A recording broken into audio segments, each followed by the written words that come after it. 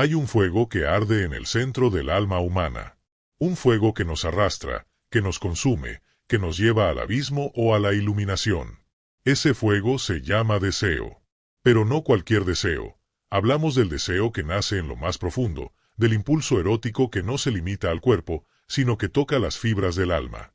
Carl Jung, el gran explorador del inconsciente, no fue ajeno a este misterio. Para él, la sexualidad era mucho más que un impulso biológico. Era un símbolo, un lenguaje secreto del alma, un poder capaz de destruirnos o de transformarnos por completo. En sus estudios sobre alquimia, Jung descubrió que los antiguos alquimistas, al intentar convertir el plomo en oro, no solo buscaban una transmutación física. En realidad, estaban describiendo, sin saberlo del todo, un proceso psicológico, espiritual. Había algo en sus textos que hablaba de nosotros, de nuestras sombras, de nuestros anhelos, de nuestras uniones más íntimas, de nuestras luchas internas y nuestros amores imposibles. En ese espejo antiguo, Jung vio lo que pocos se atreven a mirar, que el sexo no es solo placer, sino también rito, símbolo y puerta. La alquimia sexual, desde esta mirada, no se refiere a técnicas ni a fórmulas mágicas. Es algo mucho más profundo. Es el arte de transformar el deseo en conciencia, de convertir el impulso en creación, de permitir que el encuentro con otro cuerpo no sea solo una descarga, sino una revelación. Porque cuando dos almas se tocan a través del cuerpo, se despiertan arquetipos dormidos. El ánima y el ánimus se reconocen. La sombra se proyecta. Y el fuego del eros ilumina zonas que estaban ocultas incluso para uno mismo. Este viaje no es cómodo. Tampoco es superficial, pero es uno de los caminos más poderosos de transformación que existen. Jung entendía que el alma humana está hecha de símbolos, de imágenes vivas que nos habitan. Y la energía sexual, cuando se vive con presencia y profundidad, activa precisamente esos símbolos. Nos muestra lo que nos falta. Nos revela lo que tememos. Nos enfrenta con lo que no queremos ver. Y al mismo tiempo, nos da la oportunidad de integrarlo todo. En este contenido vas a adentrarte en una dimensión de la sexualidad que pocas veces se nombra, la sexualidad como fuego sagrado, como laboratorio del alma, como crisol alquímico donde el yo muere y renace, donde el ego se funde, donde se forja algo más elevado, el oro interior. Si alguna vez sentiste que tu vida sexual tenía más profundidad de la que sabías explicar, si alguna vez un encuentro te marcó el alma sin entender por qué, si alguna vez tu deseo te llevó a tocar algo que parecía divino o peligroso, entonces este viaje es para ti. Prepárate, porque vamos a entrar al núcleo ardiente del alma humana, al lugar donde el deseo se convierte en transformación. Para comprender la alquimia sexual desde la mirada de Carl Jung, primero debemos comprender qué significaba la alquimia para él. Jung no veía en los textos alquímicos antiguos meras supersticiones medievales o experimentos primitivos de protoquímica.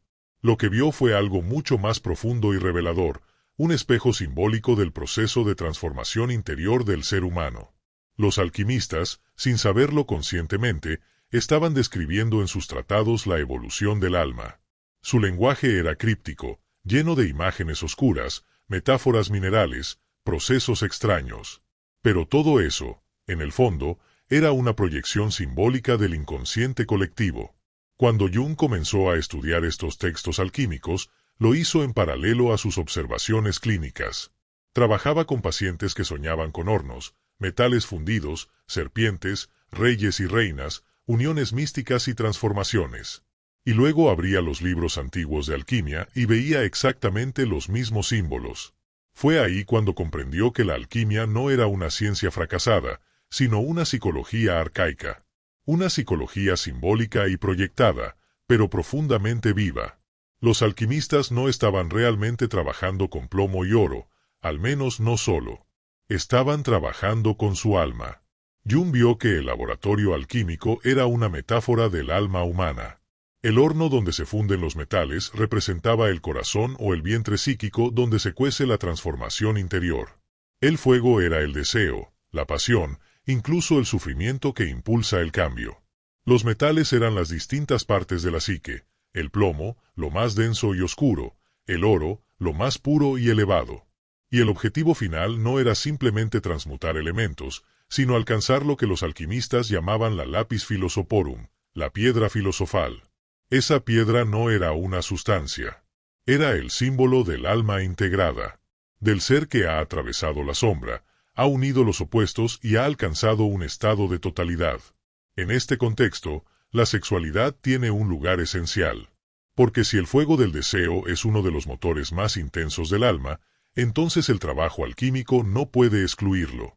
Muy por el contrario, debe pasar por él. La sexualidad no es algo que se debe suprimir o ignorar en el camino de desarrollo personal. Es precisamente uno de los elementos más poderosos del horno alquímico.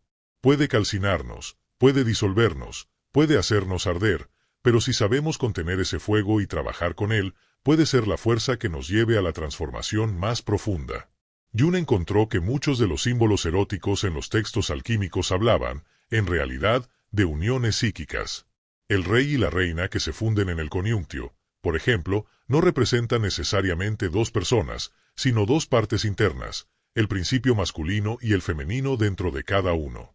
Esta unión sagrada es el momento culminante del proceso alquímico, y también es una imagen potentísima de la sexualidad vivida desde el alma. Cuando dos personas se encuentran en la intimidad, no solo se tocan los cuerpos, también pueden tocarse los arquetipos internos, despertar sombras, reflejarse las carencias, agitar lo inconsciente. Y si ambos están preparados, ese encuentro puede ser una verdadera fusión alquímica. Pero para eso se requiere conciencia. Porque si no hay conciencia, el fuego del deseo solo quema, solo destruye, solo deja cenizas. Y Jung lo sabía bien. Por eso insistía en que el proceso de individuación, el camino hacia el ser completo, pasa necesariamente por integrar los aspectos inconscientes de la psique.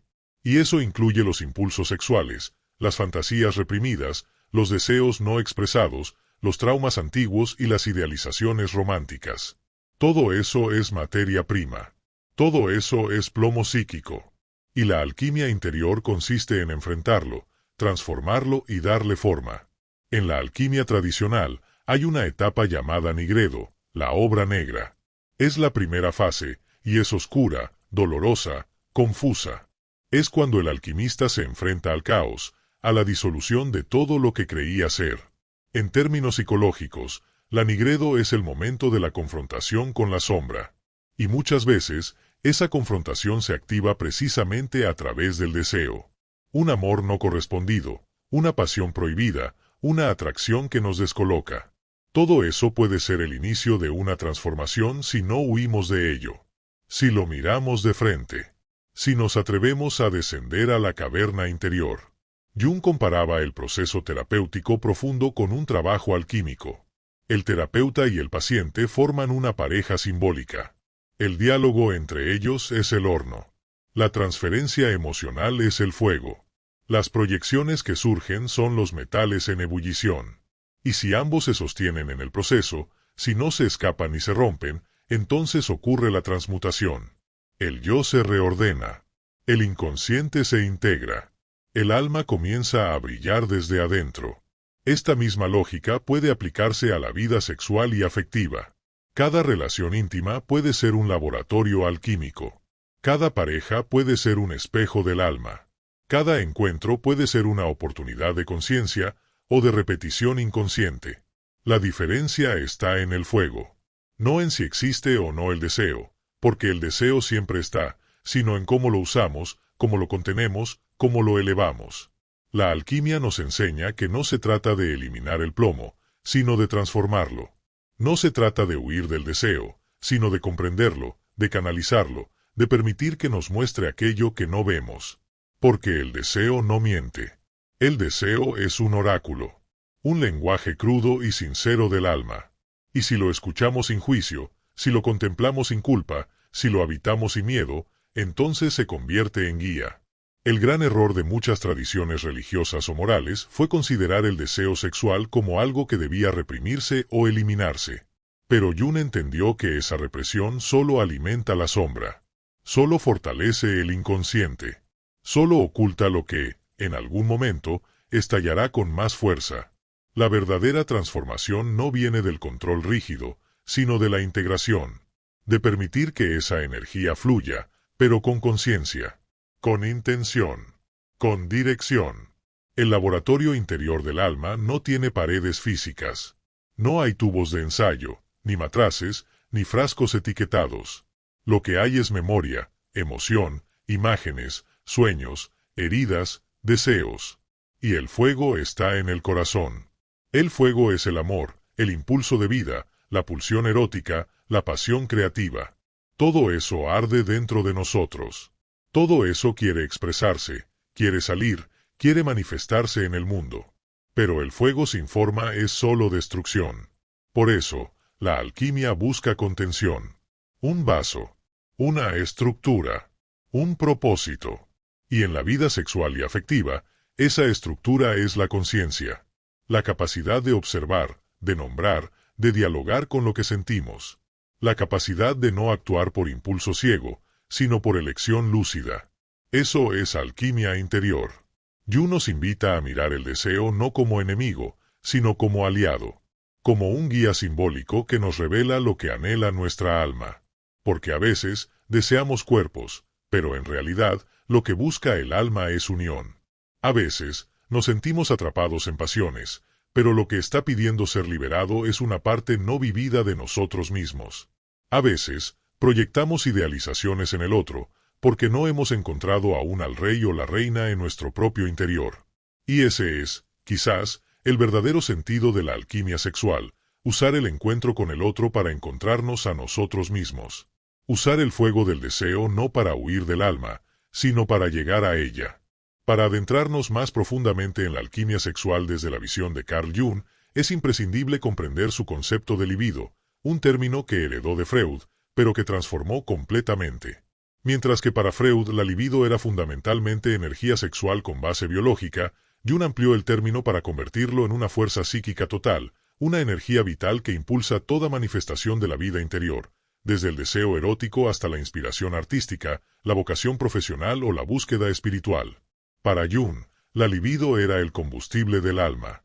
Era el fuego que movía el alma humana en su camino de desarrollo, de individuación, de autorrealización. Por eso, reducirla únicamente al sexo era, en su visión, un empobrecimiento del alma. Lo sexual, decía, es una de las manifestaciones más intensas de la libido, pero no su única forma. La libido también se convierte en amor, en creatividad, en pasión, en conflicto, en devoción, en destrucción, en redención. Ahora bien, cuando esta energía toma la forma del deseo erótico, entra en contacto con las fuerzas más primitivas y también más sagradas de la psique. Y es en ese punto donde aparece Eros. En la mitología griega, Eros es el dios del amor, pero no un amor dulce y suave, es una fuerza poderosa, desbordante, capaz de trastornar la vida de dioses y mortales. En el pensamiento junguiano, Eros representa la fuerza de atracción, el vínculo, la capacidad de unión. Es lo que une los opuestos, lo que llama a la fusión, lo que impulsa al alma a buscar lo que le falta.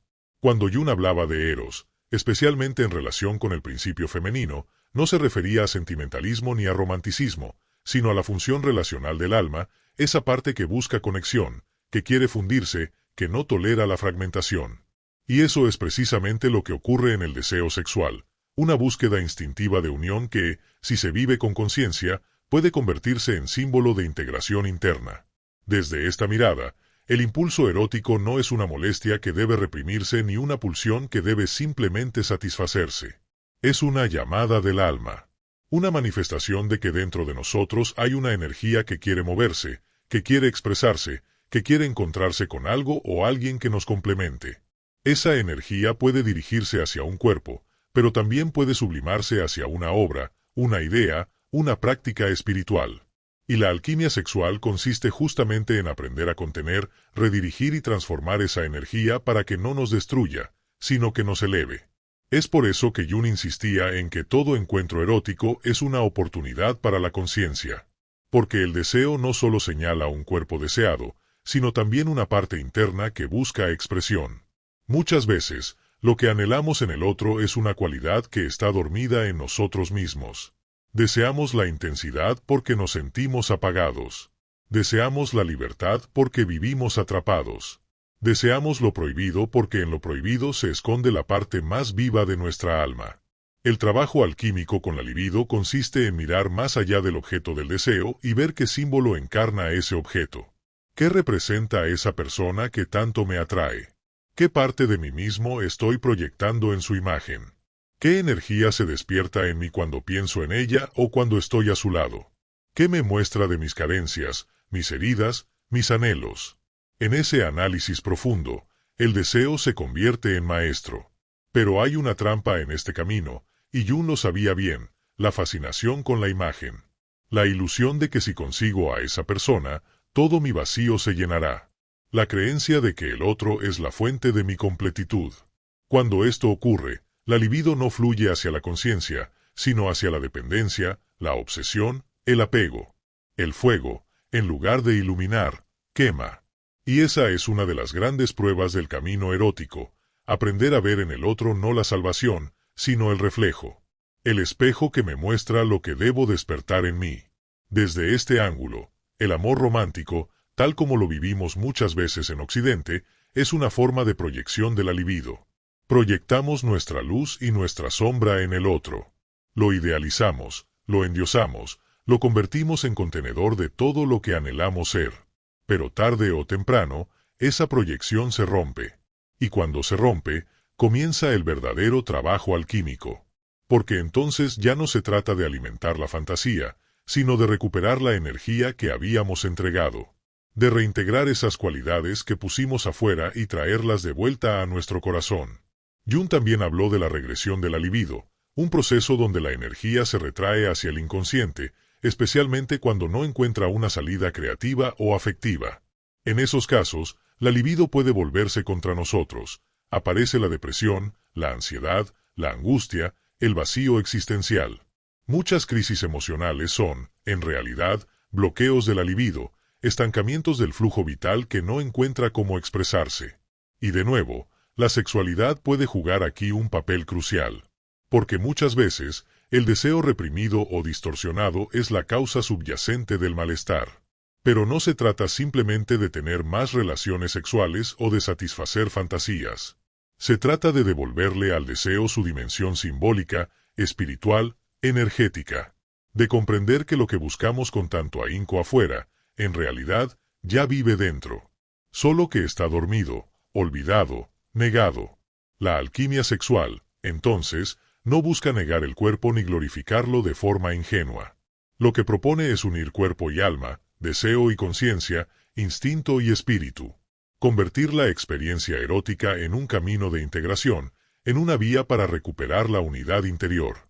Porque cuando el deseo se une a la conciencia, la energía sexual se transforma en poder interior, en fuerza creativa, en conexión auténtica, en impulso vital que nos lleva a expandirnos y a florecer.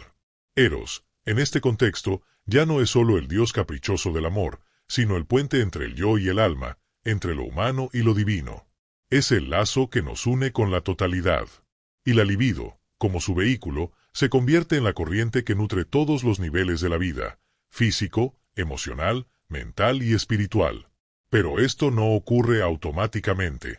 Requiere trabajo interior, reflexión, honestidad brutal con uno mismo. Requiere reconocer las formas en que usamos el deseo para escapar, para manipular, para evitar el vacío. Requiere ver cómo el deseo puede convertirse en una adicción disfrazada de amor. Y luego, con paciencia y con fuego sagrado, empezar a transmutarlo. Cada vez que sentimos una atracción intensa, estamos frente a una posibilidad alquímica. Podemos quedarnos en la superficie, buscando solo la gratificación. O podemos sumergirnos en el símbolo, explorar lo que esa energía quiere mostrarnos y dejar que nos transforme. No se trata de moralismo. No se trata de juicio. Se trata de profundidad. De comprender que el alma habla a través del cuerpo, que los impulsos contienen mensajes, que cada estremecimiento puede ser una revelación si aprendemos a escuchar. Jung nos ofrece una visión del deseo que no separa lo espiritual de lo sexual. Todo está unido. Todo forma parte del mismo río. Y si aprendemos a navegarlo, si dejamos de temerle, si lo honramos y lo guiamos, ese río puede llevarnos al corazón mismo de lo que somos. No hay oro sin fuego. No hay conciencia sin deseo. No hay alma sin cuerpo.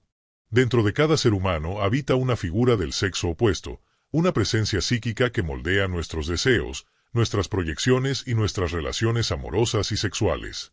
Jung llamó a esta figura el ánima en los hombres y el animus en las mujeres.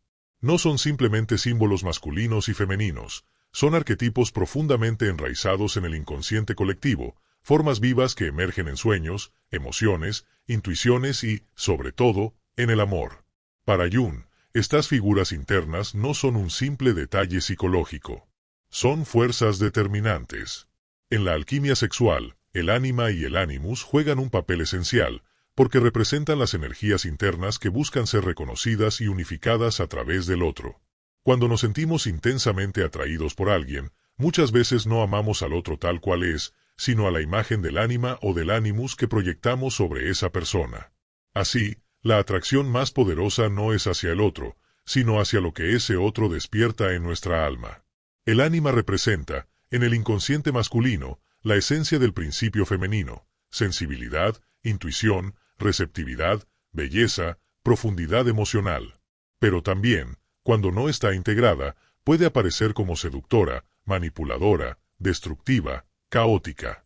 El animus, en la mujer, representa el principio masculino: lógica, fuerza, dirección, palabra, decisión. Cuando está distorsionado, puede volverse autoritario, rígido, crítico e incluso cruel. Estos arquetipos están moldeados por la experiencia personal, las relaciones con padre, madre, figuras afectivas, pero sobre todo por la energía colectiva que los atraviesa. Y cuando no se reconocen como internos, se proyectan en el mundo exterior. El hombre, entonces, buscará a su ánima fuera de sí, en mujeres que encarnen sus ideales femeninos. Y la mujer hará lo mismo con su animus, buscando hombres que encarnen su poder interno olvidado. La alquimia sexual comienza, precisamente, cuando dejamos de perseguir al otro como salvador y comenzamos a reconocer al ánima y al animus como partes nuestras. En ese momento, dejamos de necesitar que el otro nos complete y empezamos a dialogar con nuestras polaridades internas. Esa es la unión alquímica más profunda, no entre dos cuerpos, sino entre las energías femenina y masculina dentro de uno mismo.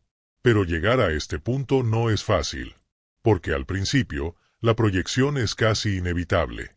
Conocemos a alguien y de inmediato se activan nuestros arquetipos.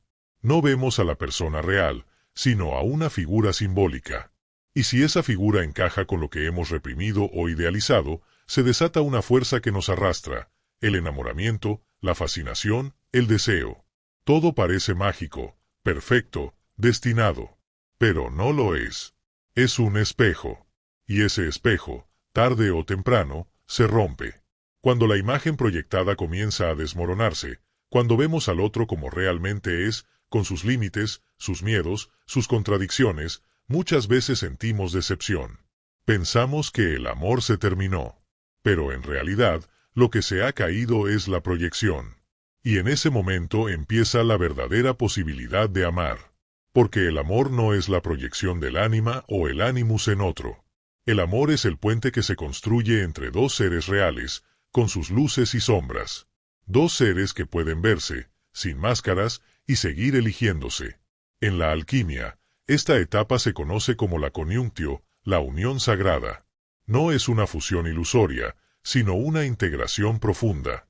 En la psique, esta unión ocurre cuando el ánima y el animus dejan de ser fantasmas proyectados y se vuelven energías integradas en el yo.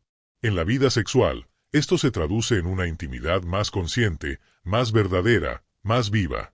El otro ya no es una muleta emocional. Es un compañero de viaje, un espejo en el que se reflejan nuestras polaridades, una presencia que despierta y desafía, pero que también acoge y transforma. Cuando el hombre se encuentra con su ánima interna, empieza a desarrollar una nueva relación con la sensibilidad, con la belleza, con el misterio. Ya no teme su emoción. Ya no reprime su ternura. Aprende a sostener el dolor sin huir. A conectar desde el alma y no solo desde el cuerpo. Entonces su sexualidad se vuelve más completa, más profunda. Se vuelve presencia que escucha, mirada que penetra más allá de la piel. Cuando la mujer se reconcilia con su animus interno, empieza a recuperar su fuerza, su capacidad de decisión, su visión clara. Ya no necesita que un hombre la salve. Ya no entrega su poder a cambio de amor. Aprende a expresar su deseo, a marcar límites, a tomar la palabra sin miedo. Y entonces su sexualidad florece desde un lugar de integridad y libertad. Esta integración transforma nuestras relaciones, porque ya no buscamos completar una carencia, sino compartir desde la plenitud. Ya no usamos el cuerpo del otro para calmar vacíos. Nos ofrecemos desde la totalidad. Y eso cambia todo. La alquimia sexual, entonces, no es solo una práctica de pareja. Es un trabajo individual, silencioso, profundo. Un proceso de años, a veces de vidas. No se trata de encontrar al alma gemela, sino de encontrar en uno mismo al alma fragmentada. Y cuando esa alma se reúne consigo misma, el encuentro con otro deja de ser necesidad y se convierte en comunión. Jung decía que el amor verdadero comienza cuando termina la proyección.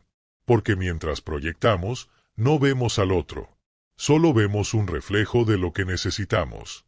Pero cuando recogemos esa proyección, cuando la disolvemos y la traemos de vuelta, entonces podemos ver al otro como es.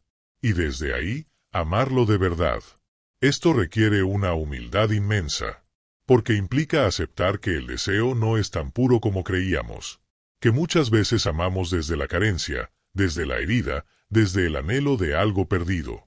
Pero también implica una esperanza inmensa, porque si el deseo puede mostrarnos nuestras sombras, también puede guiarnos hacia nuestra luz, hacia aquello que hemos olvidado, hacia lo que siempre hemos sido, pero aún no reconocemos.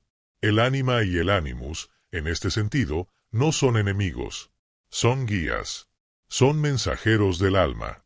Nos muestran lo que falta, nos empujan a buscar. Y si aprendemos a escucharlos, si no nos perdemos en su imagen sino que los reconocemos dentro, entonces se convierten en aliados, en fuentes de sabiduría, en llamas internas que iluminan el camino hacia la integración. El hombre que integra su ánima se vuelve más humano, más entero, más capaz de sostener, de crear, de sanar. La mujer que integra su animus se vuelve más libre, más centrada, más conectada con su verdad profunda. Y juntos, ambos pueden encontrarse no desde la carencia, sino desde la plenitud, desde el alma. Esta es la alquimia más profunda, la fusión de los opuestos dentro del alma. El matrimonio sagrado entre lo femenino y lo masculino que todos llevamos dentro. Y cuando eso ocurre, la sexualidad se transforma. Ya no es solo placer. Es un acto de conciencia, un rito de comunión, una puerta hacia lo eterno. Hay un lugar dentro de nosotros donde habitan todos los aspectos que no nos atrevemos a mirar, los impulsos prohibidos, las emociones rechazadas, los deseos inconfesables, los miedos primitivos, las heridas no cicatrizadas. Carl Jung llamó a ese lugar la sombra. No porque sea maligna, sino porque está oculta. Porque vive en la oscuridad del inconsciente. Porque no la vemos, pero nos mueve. Y en ningún ámbito se manifiesta con tanta potencia como en el deseo. El deseo es la puerta de entrada a la sombra. Porque lo que deseamos intensamente muchas veces nos confronta con lo que no controlamos, con lo que nos supera, con lo que nos desnuda. Hay deseos que nos llenan de culpa, otros que nos avergüenzan, algunos que parecen contradecir lo que creemos ser. Pero todos ellos son pistas, porque en el fondo, el deseo es un mensajero, un fuego que no distingue moral, que no negocia con la mente, que simplemente arde. Y cuando ese fuego nos consume, no hay argumento racional que lo apague. Solo nos queda escucharlo, enfrentarlo, trabajarlo. Jung comprendía que la sombra no era algo a eliminar, sino a integrar. Porque lo que no se integra se convierte en destino. Lo que negamos dentro de nosotros, lo proyectamos fuera. Lo que no reconocemos como propio, lo vivimos como amenaza. Por eso, cuando reprimimos nuestros deseos, no los destruimos, los desplazamos al inconsciente. Y desde allí, se manifiestan en sueños, síntomas, relaciones caóticas, adicciones, compulsiones, sufrimientos inexplicables. Todo lo que se reprime, regresa. Y muchas veces lo hace a través del cuerpo. La sexualidad, en este sentido, es uno de los escenarios favoritos de la sombra. Porque el cuerpo no miente. Porque el placer no se puede racionalizar. Porque el impulso erótico nos expone como ninguna otra experiencia. En la cama, caen las máscaras. Se revelan nuestras inseguridades, nuestras fantasías, nuestros límites, nuestros anhelos más primitivos. Y también, nuestras heridas. Todo lo que no hemos sanado, todo lo que arrastramos, aparece allí. A veces disfrazado de deseo, a veces como bloqueo, como rechazo, como desconexión. Muchas personas experimentan una lucha interna entre su deseo y su moral, entre lo que sienten y lo que creen que deberían sentir. Se esfuerzan por controlar el fuego, por ajustarse a normas, por encajar en una imagen aceptable. Pero cuanto más se reprime ese fuego, más violento se vuelve cuando estalla. Y es que el deseo no es el problema. El problema es la falta de conciencia. El deseo, cuando se vive sin conciencia, puede destruir. Pero cuando se abraza, cuando se comprende, cuando se transforma, puede sanar. La alquimia sexual requiere sumergirse en la sombra. No para quedarse allí, sino para rescatar lo que ha sido olvidado. El deseo prohibido puede contener una verdad profunda sobre lo que necesitamos. La atracción por lo que parece incorrecto puede ser la señal de un arquetipo reprimido que quiere emerger. El impulso que nos incomoda puede estar mostrando una herida antigua que aún sangra. No se trata de actuar todos los deseos. Se trata de entenderlos. De descubrir qué hay detrás de ellos. De preguntarles qué mensaje traen. Jung decía que uno no se ilumina imaginando figuras de luz, sino haciendo consciente la oscuridad. Esa oscuridad muchas veces se manifiesta en lo erótico, en la atracción por personas que nos hacen daño, en relaciones obsesivas, en dinámicas de poder y sometimiento, en la adicción al placer inmediato, en la necesidad de ser deseado como única forma de validación. Todo eso son expresiones de una sombra que no ha sido integrada. Y detrás de cada una de ellas hay una historia, una herida, una parte de nosotros que no fue vista, que no fue amada, que fue encerrada. La sombra se forma en la infancia. Cada vez que un impulso natural fue juzgado, castigado o ignorado, ese impulso fue enterrado en el inconsciente. Así, aprendimos que ciertas emociones eran malas, que ciertos deseos eran impuros, que ciertas formas de ser no eran aceptables. Y desde entonces, nos esforzamos por ocultarlas. Pero la energía no desaparece, solo cambia de forma.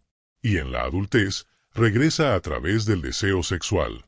De pronto, sentimos atracción por lo que contradice nuestra imagen pública. Nos excita lo que en teoría rechazamos. Nos seduce lo que nos asusta. Y creemos que algo está mal en nosotros. Pero no está mal. Está vivo. Lo que ocurre es que esa energía necesita ser transformada. Necesita ser trabajada con conciencia. No desde la culpa, sino desde la comprensión. No desde el juicio, sino desde la observación profunda.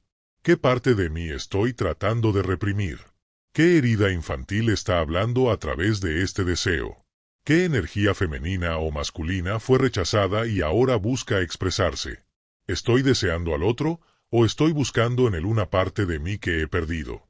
En el trabajo alquímico, la etapa del anigredo, la obra negra, representa esta confrontación con la sombra. Es el caos inicial, la descomposición, el colapso del viejo yo. En la alquimia sexual, esta etapa puede vivirse como crisis de identidad, como ruptura emocional, como catarsis erótica. Es el momento en que todo lo que habíamos controlado se libera. Y aunque es incómodo, es necesario. Porque sin nigredo, no hay transformación. Sin caos, no hay nuevo orden. En este punto, muchas personas huyen. Buscan distracciones, se refugian en relaciones superficiales, se anestesian con placer vacío. Pero quienes se atreven a atravesar la oscuridad encuentran un tesoro. Porque en el corazón de la sombra está el oro. En el deseo reprimido está la clave de nuestro poder. En lo que tememos está lo que necesitamos para completarnos. El deseo sexual puede convertirse entonces en una herramienta de revelación. No porque haya que actuar todo lo que sentimos, sino porque todo lo que sentimos nos dice algo. El deseo puede mostrarnos nuestras carencias afectivas, nuestros traumas de abandono, nuestras necesidades de validación, nuestros patrones familiares. Puede decirnos dónde estamos heridos y también dónde estamos vivos. La alquimia sexual consiste en tomar ese fuego oscuro y convertirlo en luz. No reprimiéndolo, no juzgándolo, sino sosteniéndolo, acompañándolo, comprendiéndolo. Y para eso se requiere valor. Porque mirar la sombra es mirar lo que no nos gusta de nosotros.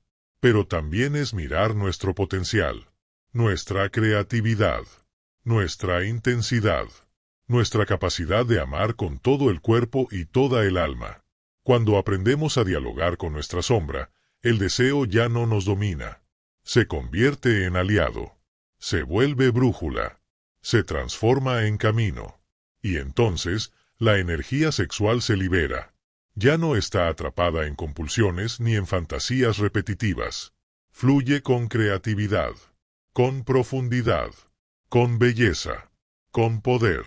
En la práctica, esto implica un trabajo constante de autoobservación, de honestidad radical, de permitirnos sentir sin juzgar, de reconocer cuando estamos repitiendo un patrón y cuando estamos abriendo un nuevo camino, de saber decir sí y también saber decir no, de habitar el cuerpo con presencia, de mirar al otro sin usarlo como parche emocional. Muchas veces, los deseos más oscuros son expresiones de una necesidad legítima que no supimos nombrar. Por ejemplo, la fantasía de dominación puede hablar de una herida de control. El deseo de sumisión puede reflejar la necesidad de soltar el peso del rol fuerte. La atracción por lo prohibido puede revelar una vida que ha sido demasiado contenida, demasiado reprimida.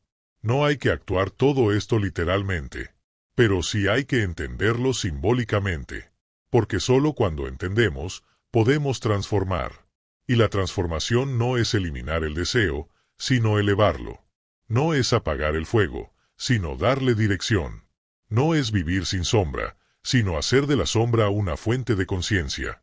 Jung lo expresó con claridad: la sombra contiene el 90% de oro puro, porque es allí donde habita nuestra vitalidad no vivida, nuestra sensualidad reprimida, nuestra verdad profunda.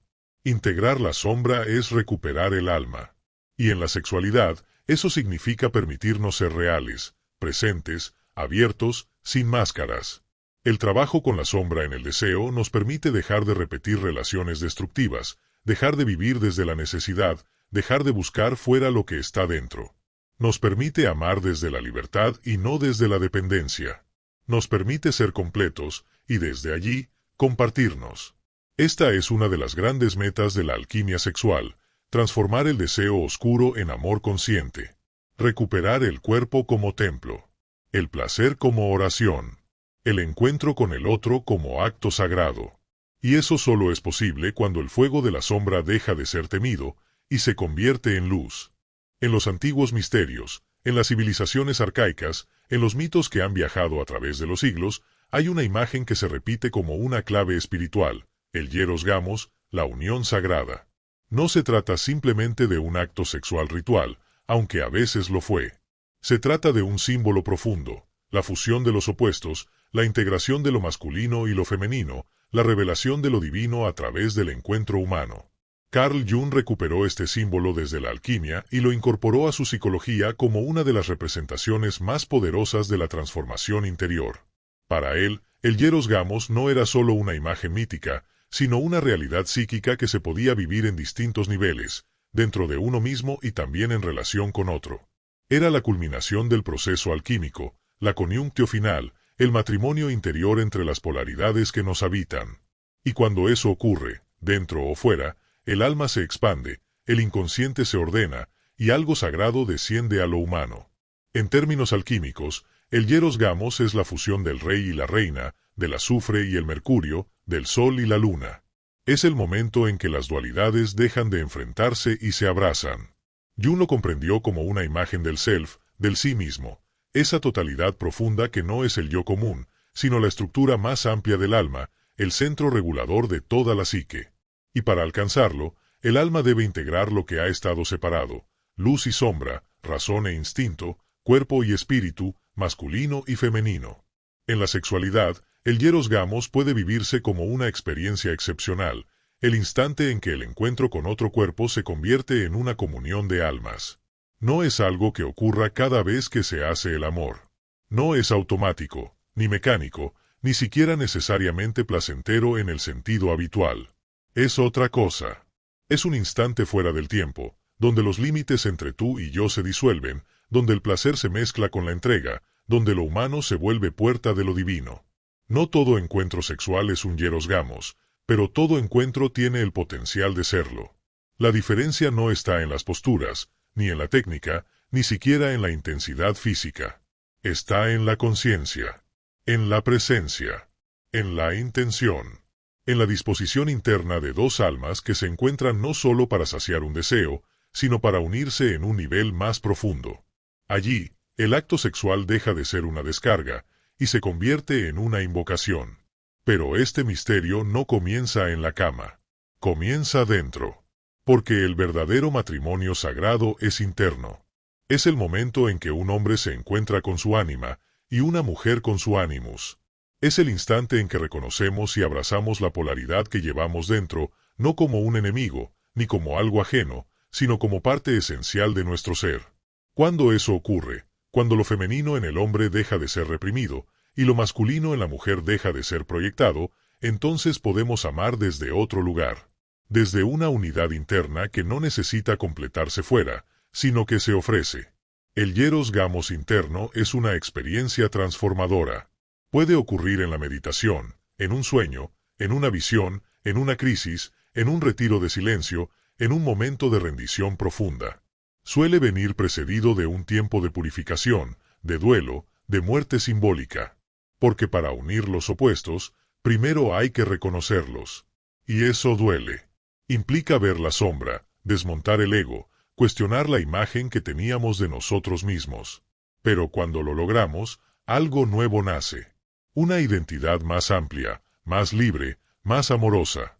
Y es entonces cuando podemos vivir el hieros gamos externo. No como una fantasía romántica.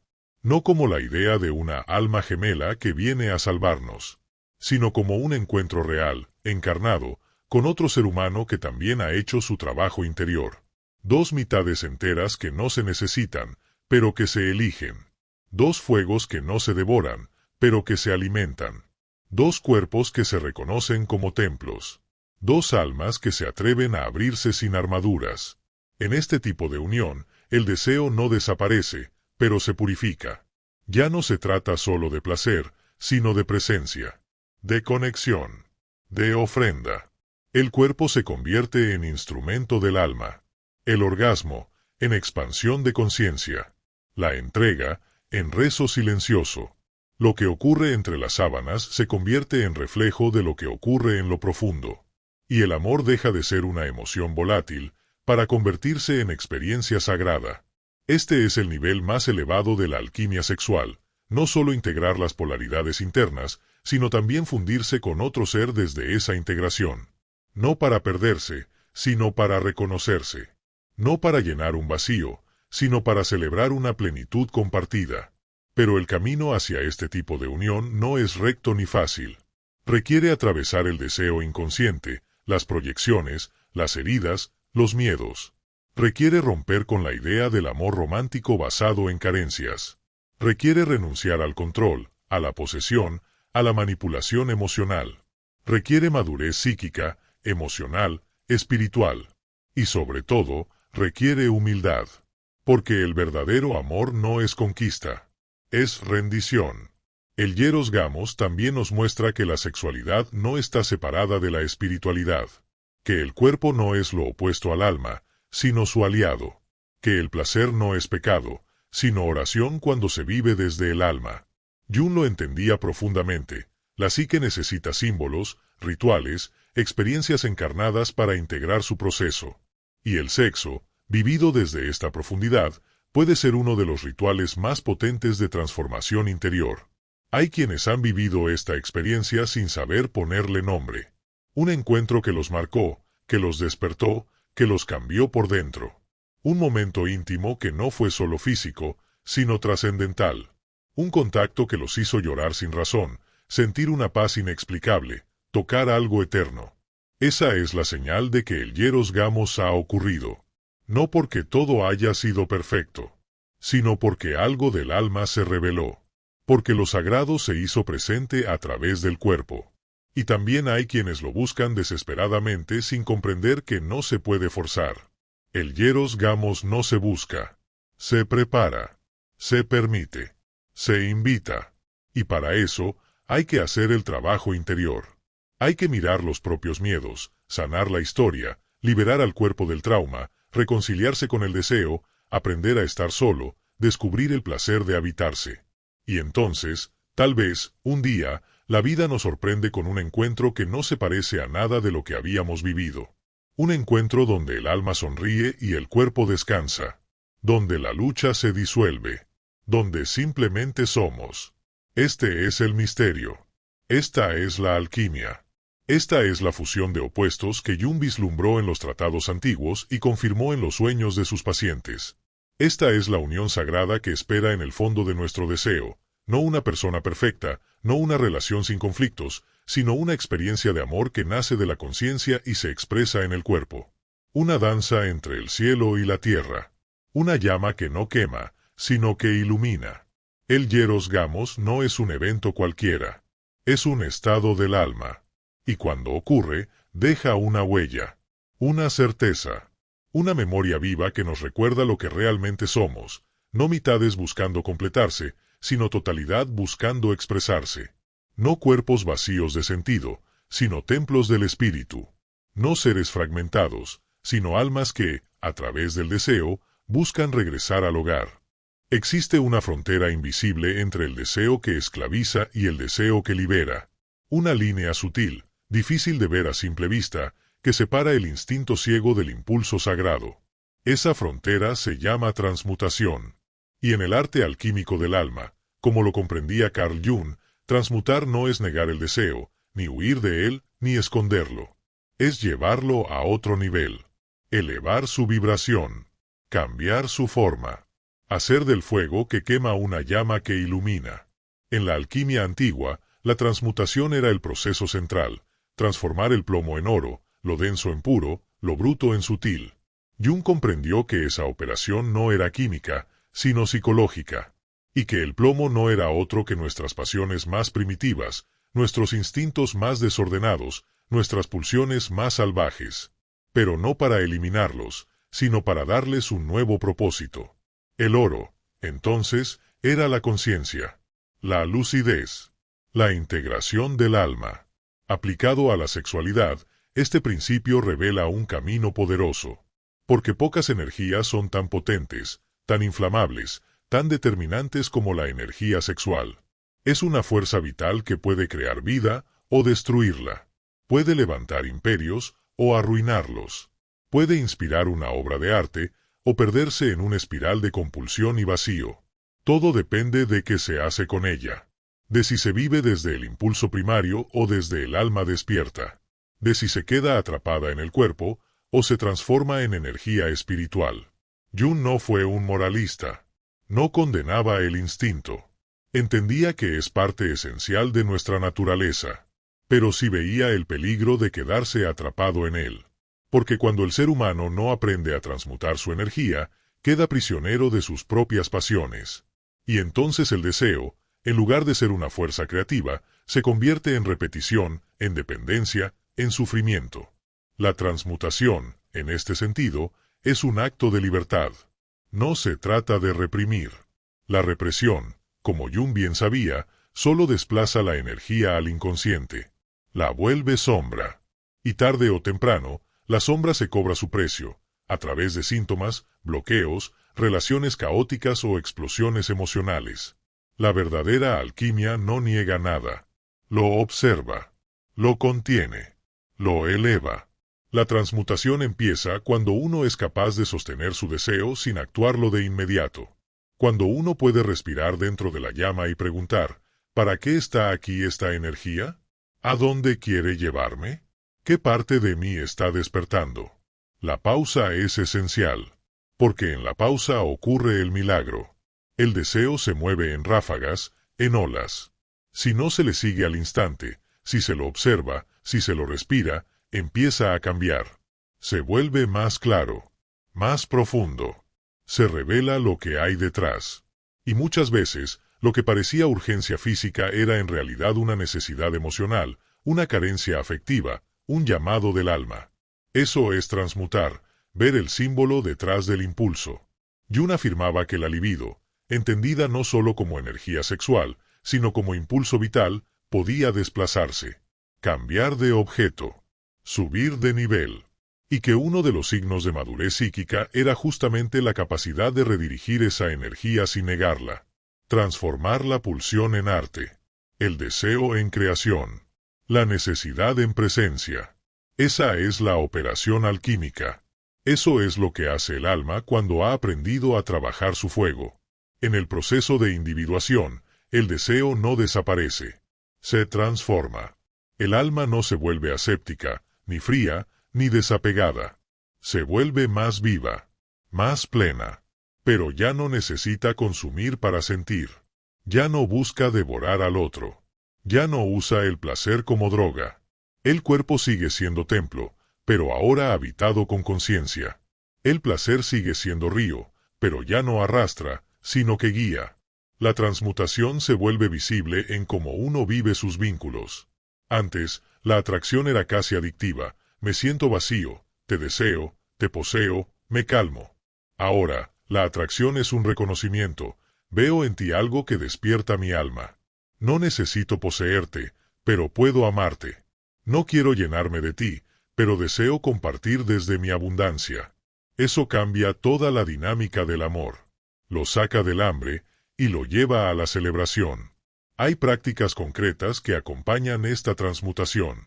No son fórmulas mágicas, pero ayudan.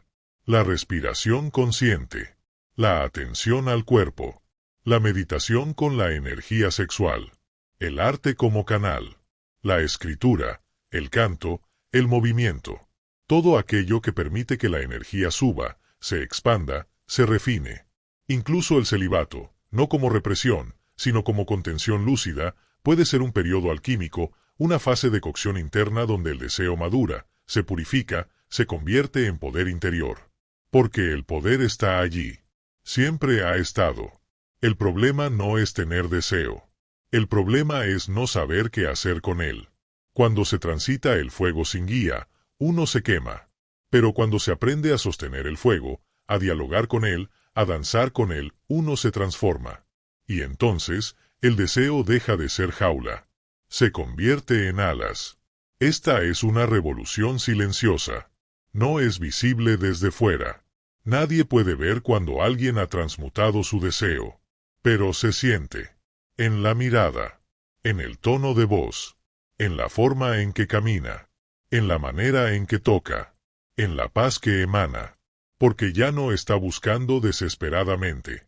Ya no necesita llenar un vacío. Ya no proyecta su carencia en el otro. Habita su deseo como un jardín que florece, no como una selva que devora. En muchas tradiciones espirituales, este proceso ha sido reconocido con distintos nombres. En el Tantra, se habla de sublimación. En la alquimia taoísta, de cultivo del yin. En el misticismo cristiano, de castidad interior. No importa el nombre. Lo que importa es el movimiento, del instinto al espíritu, del cuerpo al alma, de la urgencia al gozo.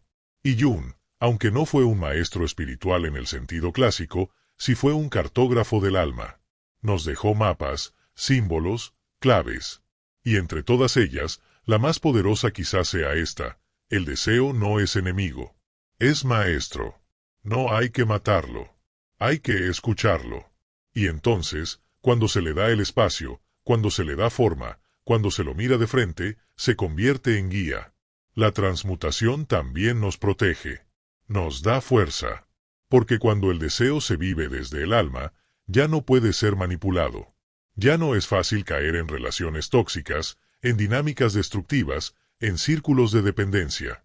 La claridad interna se vuelve escudo. La energía contenida se vuelve luz. La voluntad refinada se convierte en dirección. Y entonces, uno elige, con libertad, con amor, con verdad.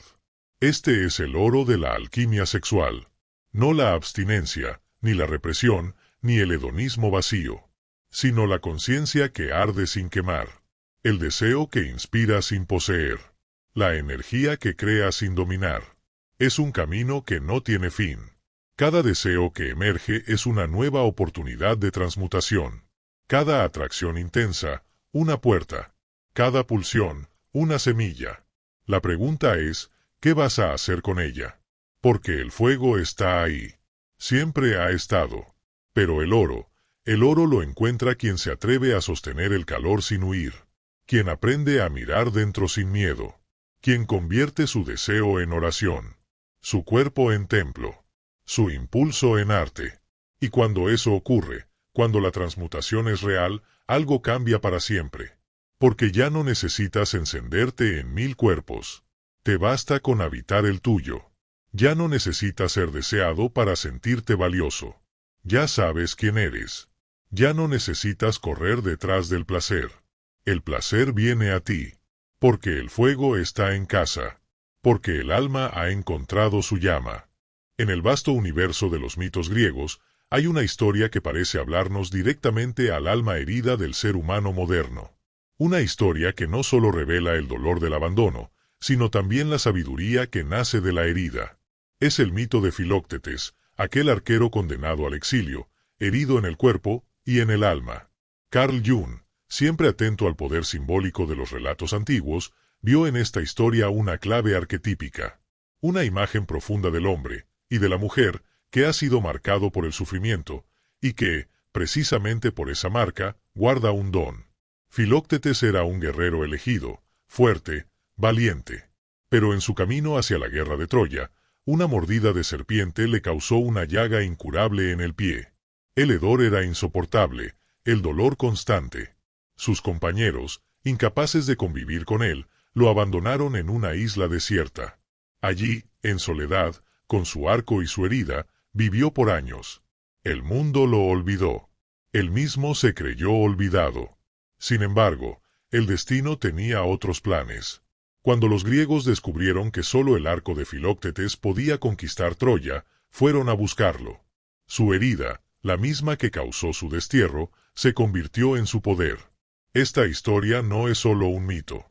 Es un espejo. Una metáfora viva de lo que ocurre en lo más profundo de nuestra psique. Todos, en algún momento, hemos sido Filoctetes. Todos hemos sido heridos en un lugar íntimo, vulnerable, esencial. Y muchas de esas heridas están ligadas a la sexualidad. No necesariamente por lo físico. A veces, la herida es emocional, el rechazo, la traición, la humillación. A veces, es simbólica, la desconexión con el cuerpo, la culpa heredada, la vergüenza impuesta. A veces, es energética, una sensación inexplicable de haber sido invadido, roto, apagado. Sea cual sea su forma, la herida sexual tiene una profundidad que otras heridas no alcanzan. Porque toca el núcleo de la vida, el centro del fuego. Jung comprendió que la herida es también una puerta. No solo es el lugar por donde entra el dolor, es también el canal por donde puede entrar la luz. En el lenguaje de la alquimia, la herida es el vaso. Es el recipiente donde ocurre la transformación. Porque allí donde más duele, está la mayor posibilidad de conciencia. Y si uno se atreve a entrar, si en lugar de taparla decide mirarla, algo comienza a cambiar. La energía que estaba estancada empieza a moverse. El deseo que se había vuelto sombra comienza a iluminar. La herida, entonces, se vuelve útero. Espacio de creación. Laboratorio del alma. Pero este proceso no es automático. Primero está el exilio. Como Filoctetes, nos sentimos apartados, marginados, rotos. Vivimos el deseo como peligro, la intimidad como amenaza, el placer como castigo. Y desde esa vivencia, construimos defensas. Nos cerramos. Nos endurecemos. A veces, nos convertimos en piedra. A veces, en hielo. Fingimos fortaleza, pero por dentro hay un dolor que arde sin nombre. Y cuanto más lo negamos, más gobierna nuestra vida desde la sombra. Es en este punto donde comienza la alquimia, porque para sanar la herida hay que entrar en ella, no para quedarse atrapado, sino para escucharla. La herida tiene voz, tiene memoria, tiene historia. Habla en forma de sueños, de síntomas, de bloqueos sexuales, de relaciones repetitivas. Habla cada vez que deseamos y nos saboteamos, cada vez que amamos y huimos, cada vez que sentimos algo y lo enterramos. Escuchar la herida es un acto de valentía, de amor, de presencia. Muchas personas llevan dentro una herida sexual que nunca fue nombrada. Quizás no hubo abuso, pero sí abandono. No hubo violencia, pero sí desconexión. No hubo traición, pero sí desvalorización. El cuerpo, en su sabiduría, lo recuerda, y se manifiesta en la forma en que nos relacionamos con el placer, con el deseo, con el otro. Algunas personas se entregan demasiado pronto, buscando en el sexo la validación que no tuvieron. Otras se cierran por completo, temiendo que el contacto despierte lo que aún no saben sostener. Otras viven en una mezcla caótica de atracción y rechazo, de necesidad y culpa. Jung enseñaba que todo lo que no se hace consciente se manifiesta como destino. Por eso, la herida que no se trabaja termina repitiéndose, una y otra vez, en distintas formas, en distintos cuerpos, hasta que la reconocemos, hasta que nos sentamos frente a ella y preguntamos, ¿qué quieres decirme? ¿Qué parte de mí necesita ser abrazada? ¿Qué historia necesita ser liberada? Sanar la herida sexual no significa olvidar lo que pasó, ni justificarlo, ni minimizarlo. Significa integrarlo. Significa dejar de pelear con el pasado y empezar a tejer sentido. Significa tomar la energía atrapada en la herida y convertirla en poder, en claridad, en creatividad, en amor por uno mismo. Filoctetes fue sanado no por un médico, sino por la necesidad de la comunidad, porque su herida portaba un don. Ese arco que había recibido de Heracles no era solo un arma, era un símbolo, el instrumento que apuntaba hacia el futuro, la posibilidad de redención. Así también nosotros.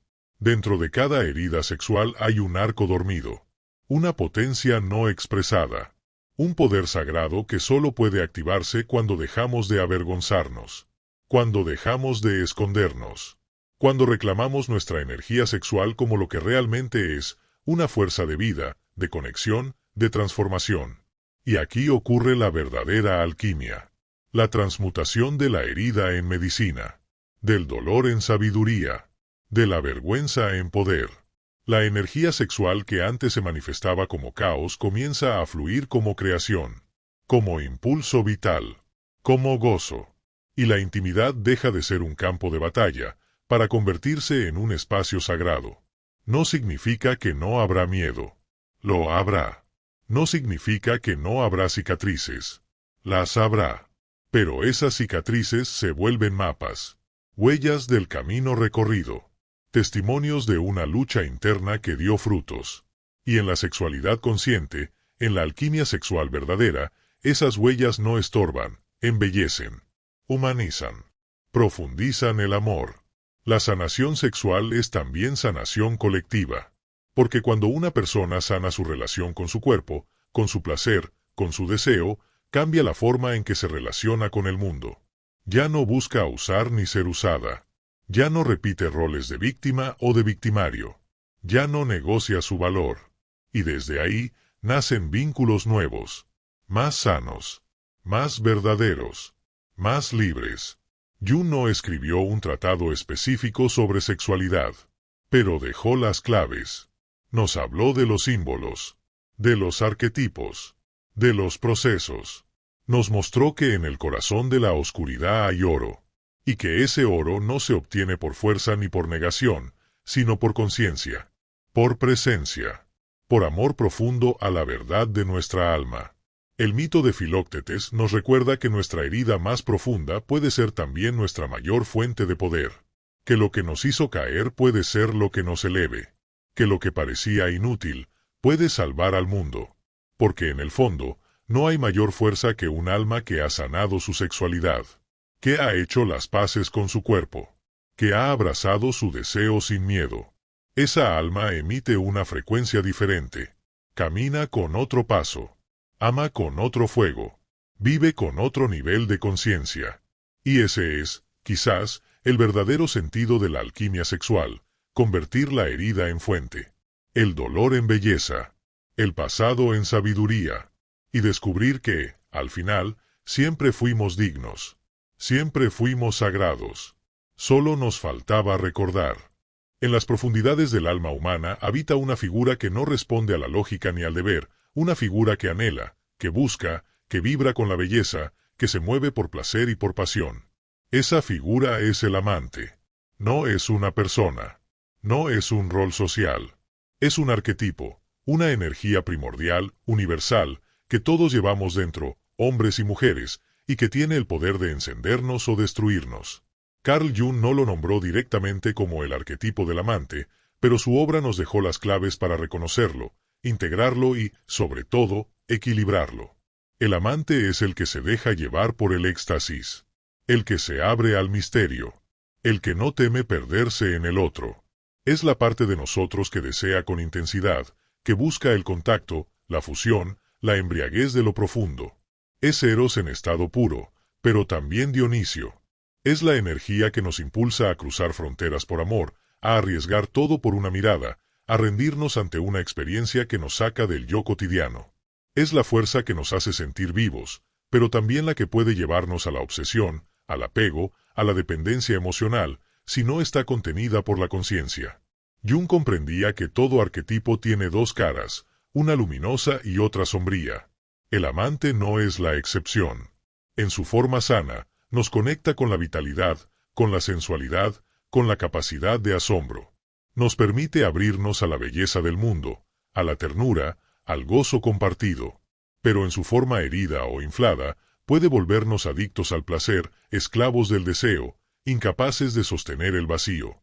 Puede hacernos mendigar amor, buscar constantemente validación, aferrarnos a personas que no nos corresponden o perdernos en relaciones donde nos diluimos. Integrar al amante no significa reprimirlo. Significa darle su lugar, comprender su lenguaje, reconocer cuando está actuando desde el alma y cuando lo hace desde la herida. Porque el amante herido no ama, busca sanar carencias. No se entrega, se funde por miedo a estar solo. No goza del momento presente, idealiza, fantasea, proyecta. Por eso, la alquimia sexual implica un trabajo profundo con este arquetipo. No para eliminarlo, sino para madurarlo. Para que sea una fuente de poder interior, y no una cadena invisible. En el hombre, el amante muchas veces ha sido reprimido. El mandato cultural ha sido ser fuerte, lógico, racional, no mostrar sensibilidad. Pero el amante es vulnerable, es sensible, es piel abierta. Y cuando esa parte es negada, el hombre se desconecta del cuerpo, del corazón, de su capacidad de sentir. Entonces puede volverse rígido, frío, mecánico en el amor. O por el contrario, puede vivir atrapado en la búsqueda compulsiva de placer, sin encontrar nunca el verdadero contacto. Jung enseñaba que el hombre debía integrar su ánima, su parte femenina, y el amante es uno de los caminos para lograrlo. Porque cuando el hombre se permite amar con el cuerpo y con el alma, sin miedo, sin máscara, se vuelve entero. Se vuelve real. En la mujer, el amante también ha sido distorsionado. A veces, se ha glorificado en forma de romanticismo extremo, entregarse totalmente, idealizar al otro, esperar la salvación en el amor. Otras veces, se ha castigado, ser deseante, sensual, libre ha sido visto como pecado, como amenaza. Pero el amante femenino no es sumiso ni devorador. Es receptivo, sí, pero también potente. Tiene el poder de abrir portales con su presencia. Su energía no es solo para complacer, es para transformar. Cuando la mujer integra a su amante, no busca que el otro la complete. Ya es completa. Y desde ahí, elige.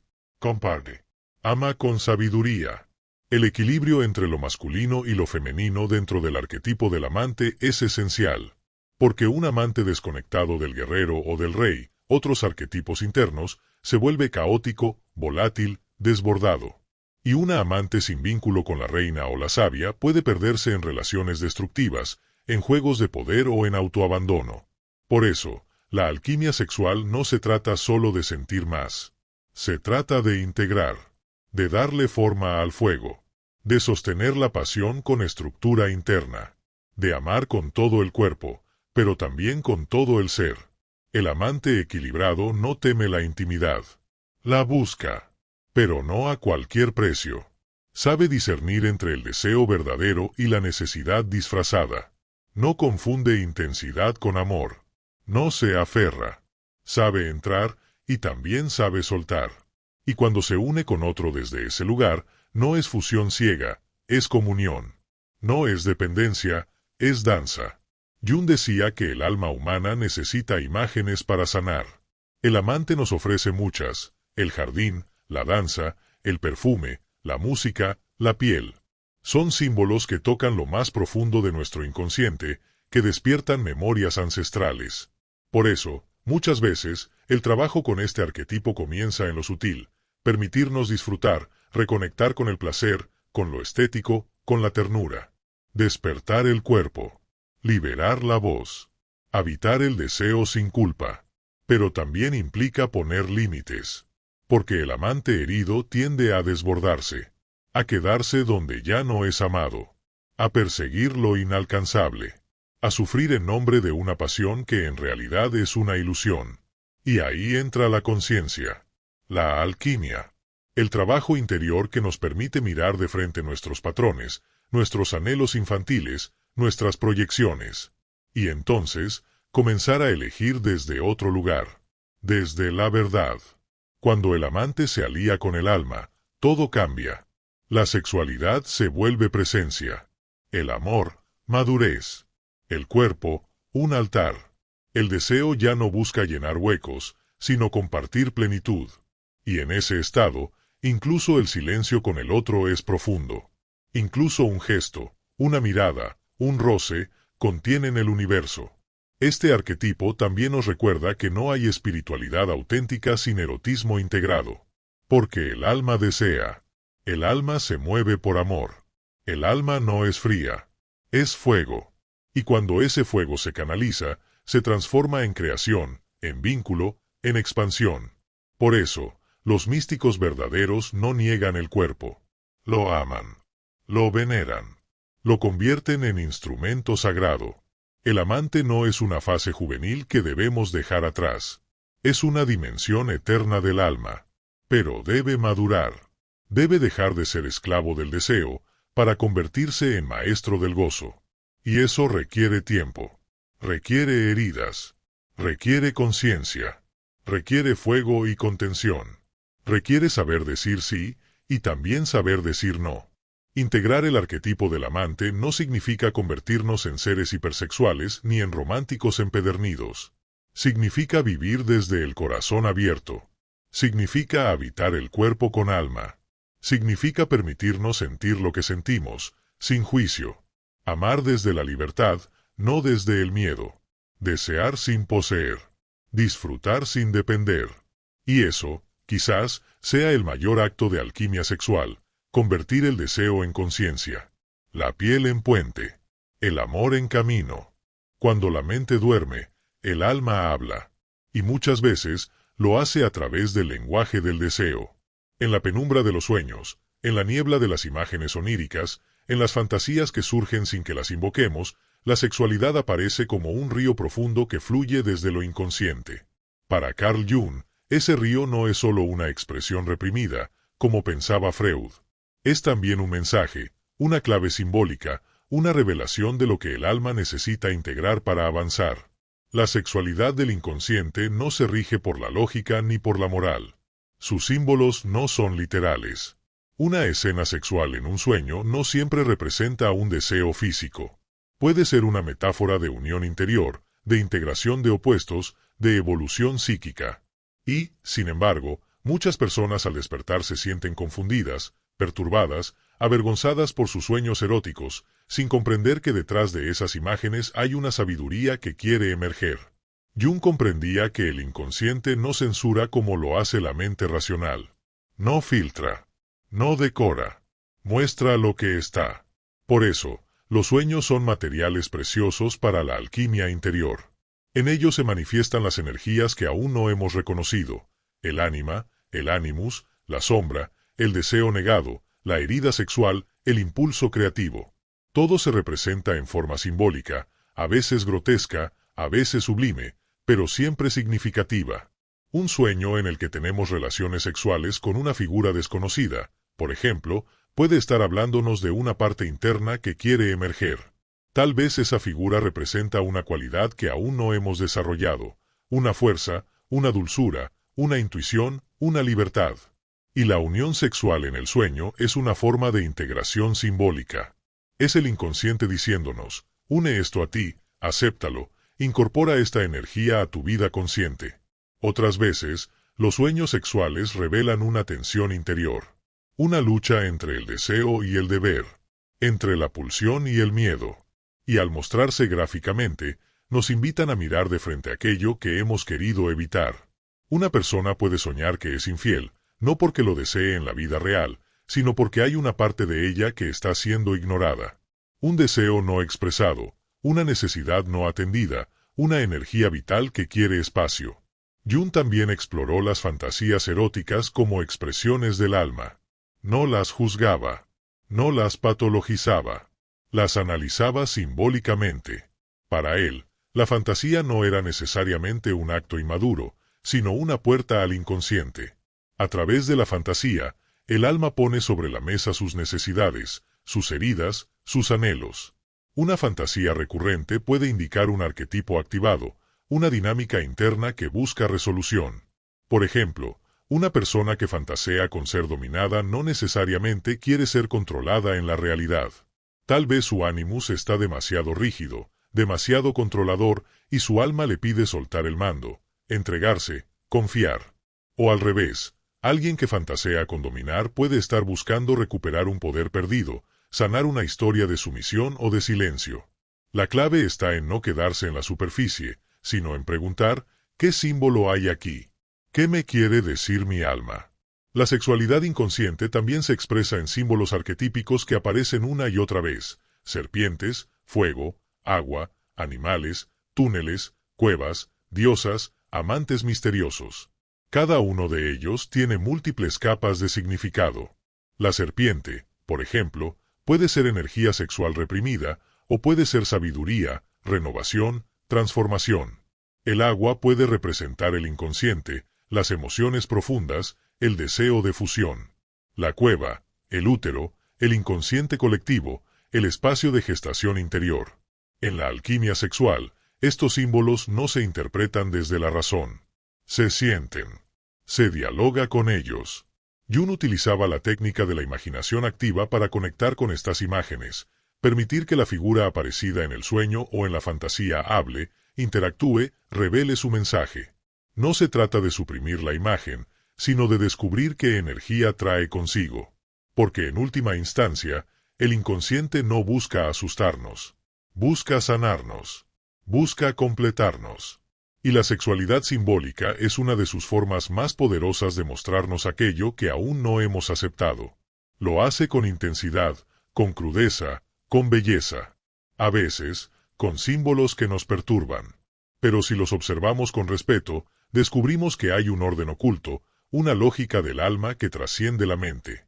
Muchos conflictos sexuales en la vida adulta tienen raíces simbólicas que se manifiestan primero en lo inconsciente.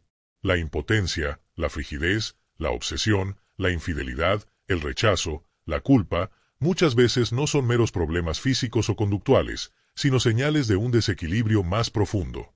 El alma quiere integración, y usa el lenguaje del cuerpo para pedirla. Pero cuando el cuerpo no puede expresar, el inconsciente lo hace por otros caminos. El sueño, la fantasía, el síntoma. Y ahí es donde comienza el trabajo alquímico. Porque la alquimia no solo se hace con fuego y metales. Se hace con símbolos, con palabras, con imágenes. El alquimista moderno no necesita un laboratorio físico.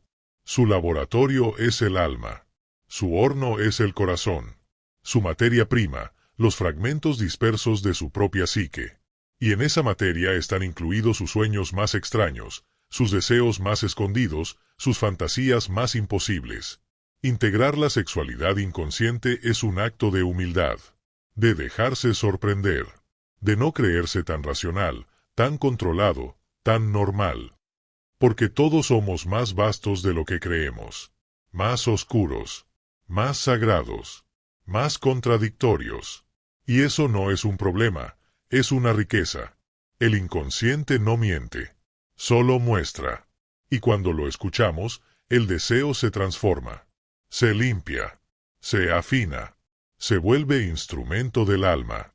Muchas personas reprimen sus sueños eróticos, sus fantasías, por miedo a lo que puedan significar. Pero el verdadero peligro no está en soñar, está en ignorar lo que el sueño quiere decir. Porque lo que no se integra, se proyecta. Lo que no se sana, se repite. Lo que no se reconoce, nos maneja desde la sombra. Jung nos enseñó que los símbolos sexuales son también símbolos espirituales. Que el erotismo y la trascendencia no están separados. Que el cuerpo y el alma no son enemigos, sino aliados. Y que, a través del lenguaje onírico, el alma puede mostrar el camino hacia la integración más profunda. Por eso, la práctica de escribir los sueños, de reflexionar sobre las fantasías, de permitir que el inconsciente hable sin censura, es también una práctica de alquimia sexual. Porque cada imagen contiene una chispa, una parte perdida, una oportunidad de unión. El acto sexual, en el plano simbólico, es siempre un acto de fusión. Y esa fusión puede ser interior, la unión del yo con su opuesto. O puede ser una preparación para el encuentro real, encarnado, con otro ser humano. Pero incluso cuando no hay pareja, el trabajo sigue. Porque la sexualidad no es solo un acto con otro. Es una relación con uno mismo, con el cuerpo, con el deseo, con la energía vital. Y el inconsciente nos ayuda a purificar esa relación, a volverla consciente, a devolverle su sacralidad. Así, la alquimia sexual se convierte en un camino de autoconocimiento profundo. No se trata de interpretar literalmente cada sueño, ni de actuar cada fantasía. Se trata de entrar en diálogo con el alma, de honrar lo que aparece, de permitir que el deseo nos revele aquello que la mente ha olvidado. Y entonces, el símbolo se convierte en puerta, y la puerta, en transformación. Saber que el deseo puede transformarse en conciencia es un conocimiento poderoso, pero saber cómo hacerlo es un arte.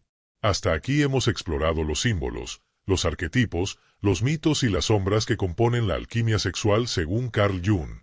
Pero la teoría, por sí sola, no basta. El fuego no se apaga con ideas. Se transforma con presencia. Y es en la práctica, en lo cotidiano, en el cuerpo vivo, donde se realiza la verdadera transmutación. La energía sexual es una de las más potentes del ser humano. Pero como todo fuego, necesita un contenedor. Sin estructura, quema.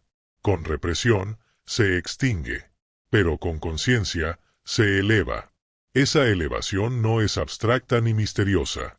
Es un trabajo diario, sutil, lento. No es algo que se logra una vez y para siempre. Es un proceso de refinamiento constante, donde cada experiencia se convierte en materia prima para el alma. Transmutar el deseo no significa eliminarlo. Significa moverlo. Cambiar su dirección sin negarlo. Sublimar no es subir sin cuerpo, sino conectar con el cuerpo desde un nivel más alto. Como en la alquimia antigua, no se trata de rechazar el plomo, sino de purificarlo hasta que revele su oro oculto. Aquí compartimos prácticas reales, concretas, aplicables, que te permiten encarnar ese proceso.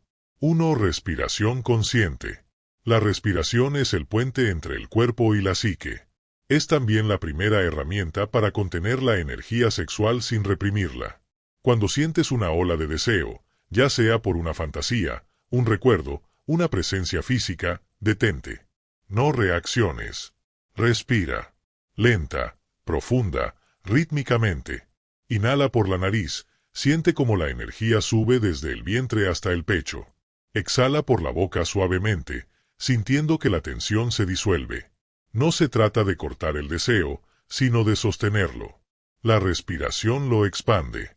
Le da espacio. Le da forma. Ayuda a que no se quede atrapado en la zona genital o emocional. Al respirar con conciencia, empiezas a sentir el deseo en todo el cuerpo, en las manos, en la espalda, en el corazón. Y desde ahí, puedes elegir qué hacer con esa energía. 2. Movimiento y cuerpo despierto. La energía sexual es vida. Y la vida se expresa en movimiento. Bailar, estirarse, practicar yoga, caminar descalzo, moverse al ritmo de la música, son formas de activar el cuerpo como canal. Cuando el cuerpo está contraído, el deseo se estanca. Se vuelve nudo, obsesión, tensión. Cuando el cuerpo se mueve, la energía se distribuye. Se libera. Se vuelve creatividad. Crea una rutina de movimiento consciente donde la intención sea circular la energía, no quemarla. No necesitas hacer grandes coreografías. Basta con moverte con presencia. Sentir los músculos, la piel, la respiración, el ritmo interno. Moverte como si bailaras con tu alma. Como si cada célula tuviera algo que expresar. 3. Retiro voluntario del estímulo. Vivimos rodeados de estímulos sexuales, imágenes, redes, mensajes, conversaciones. El deseo es constantemente provocado, muchas veces artificialmente. Transmutar implica, en parte, elegir qué tipo de fuego alimentas.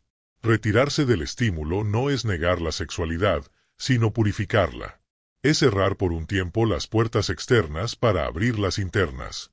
Puedes practicar periodos de abstinencia consciente, no como castigo, sino como refinamiento. 1 día. 3 días. 1 semana.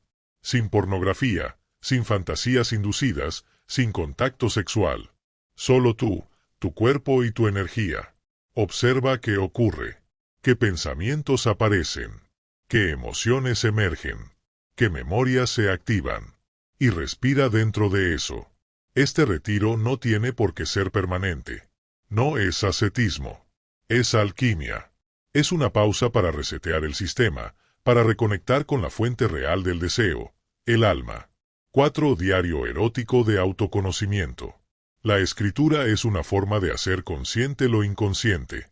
Llevar un diario donde registres tus impulsos, tus sueños, tus fantasías, tus recuerdos sexuales, no con juicio, sino con curiosidad y profundidad, es una práctica poderosa de transmutación. No se trata de escribir para excitarse, sino para entenderse. ¿Qué imagen te despertó deseo hoy? ¿Qué sueño sexual tuviste anoche? ¿Qué fantasía se repite en tu mente? ¿Qué parte de tu cuerpo anhelas habitar más?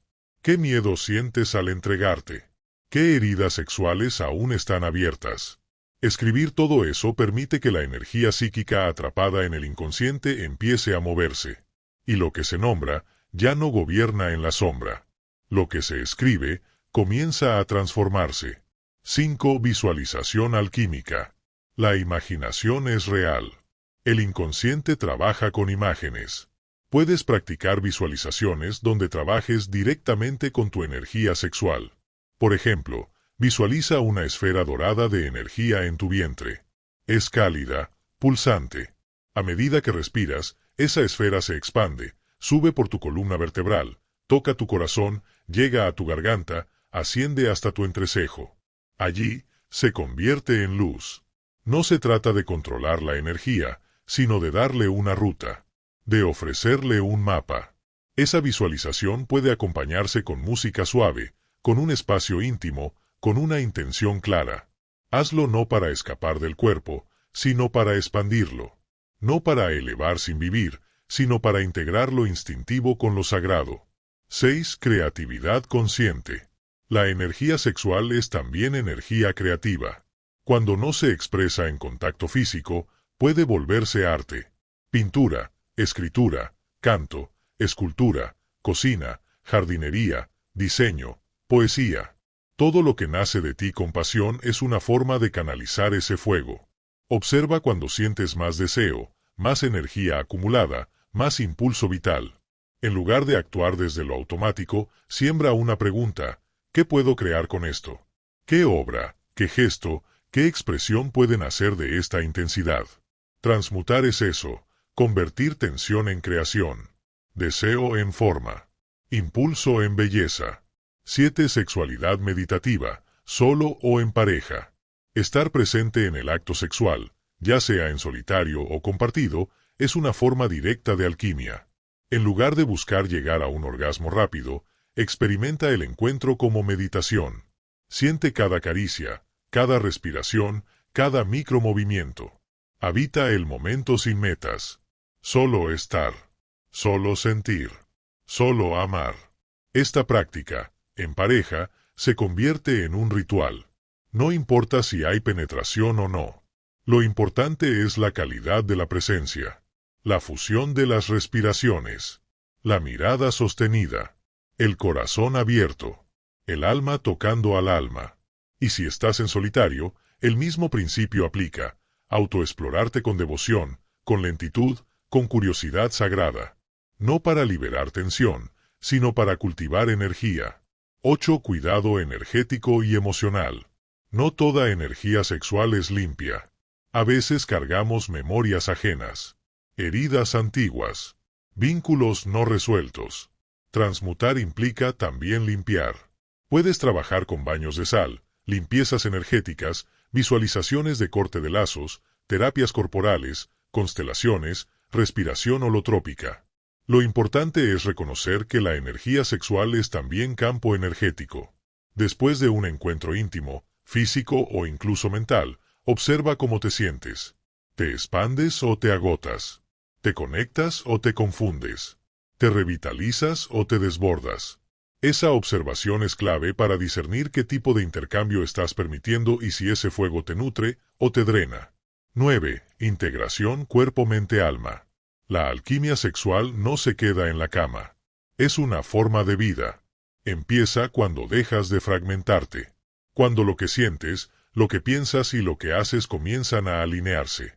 La alquimia sexual no ocurre únicamente en la soledad del trabajo interior. Hay un punto en el camino donde el proceso debe continuar en presencia del otro. Porque nada nos revela más nuestra sombra, nuestros apegos, nuestros deseos más profundos y nuestros miedos más ocultos, que una relación íntima. El otro se convierte en espejo, en catalizador, en desafío y también en oportunidad. Allí es donde el fuego verdaderamente se prueba. Porque el deseo, en la intimidad, no solo se activa, también se distorsiona, se proyecta, se idealiza, se confunde. Pero con conciencia, puede transformarse. Puede volverse sagrado. Una relación consciente no es perfecta, ni está libre de tensiones.